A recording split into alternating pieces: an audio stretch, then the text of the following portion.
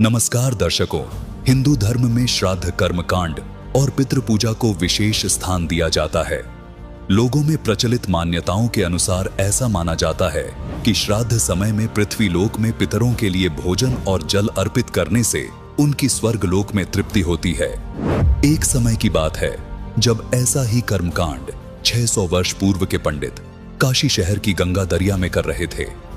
वहां तट पर खड़े कबीर साहिब जी भी उस दृश्य को देख रहे थे। जैसा कि कबीर साहिब जी ने अपने दोहों और लोकोक्तियों के माध्यम से अंधविश्वास और पाखंडवाद पर गहरी चोट दी है, इसी प्रकार से उस समय भी कबीर साहिब जी ने पंडितों के इस भ्रम को तोड़ने के लिए आगे क्या प्रतिक्रिया की और कैसी थी उनकी वो अद्भुत लीला, जानने के लिए देखिए उस समय के पुरातन दृश्य को फिर साक्षात करती हुई ये 2D एनिमेशन वीडियो। एक समय कबीर साहब सुबह के समय गंगा घाट पर चले गए। वहां ब्राह्मण लोग सूर्य के सामने मुख करके गंगा जल हाथ में लेकर मंत्रों का उच्चारण करते हुए जल सूर्य को अर्पित कर रहे थे। कबीर साहब जी उन ब्राह्मणों को ये सब करते देख रहे थे।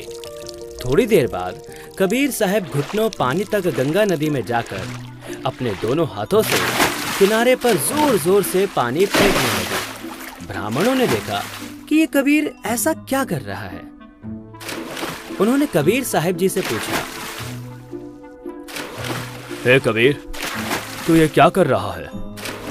हे ब्राह्मण, मैंने आपसे नहीं पूछा कि आप क्या कर रहे थे, तो फिर आप मुझसे क्यों पूछ रहे हो कि मैं क्या कर रहा हूं? पहले आप बताइए कि आप क्या कर रहे थे। हम तो अपने भूखे प्यासे पूर्वजों को स्वर्ग में जल अर्पित कर रहे हैं। अच्छा, अब मैं आपको बताता हूं कि मैं क्या कर रहा था।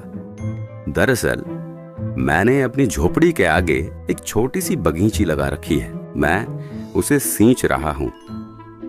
अरे भाई, तुम्हारी झोपड़ी तो यहाँ से काफी दूर है, उसे ये पानी कैसे मिलेगा?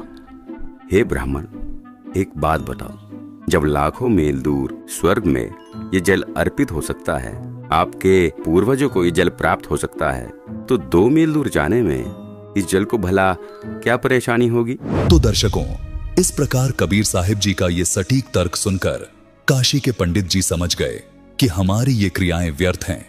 कबीर साहिब जी ने उन्हें यहाँ ये भी समझाया कि आप एक ओर तो कह रहे हैं कि आपके पितर स्वर्ग में हैं, दूसरी ओर कह रहे हैं उनको पीने का पानी नहीं मिल रहा, उनको सूर्य को अर्घ देकर जल पार्सल करते हैं।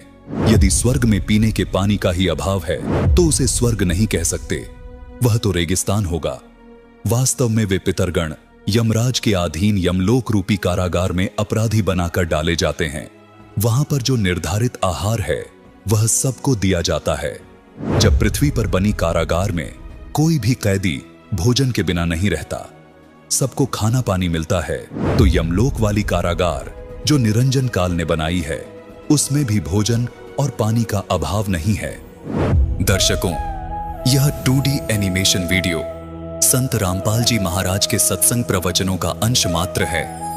संपूर्ण आध्यात्मिक ज्ञान प्राप्त करने के लिए अवश्य सुनिए संत रामपाल जी महाराज के मंगल प्रवचन। संत रामपाल जी महाराज के मंगल प्रवचन सुनने के लिए आज ही प्ले स्टोर से डाउनलोड करें संत रामपाल जी महाराज ऐप और सब्सक्राइब करें हमारा YouTube चैनल संत रामपाल जी महाराज।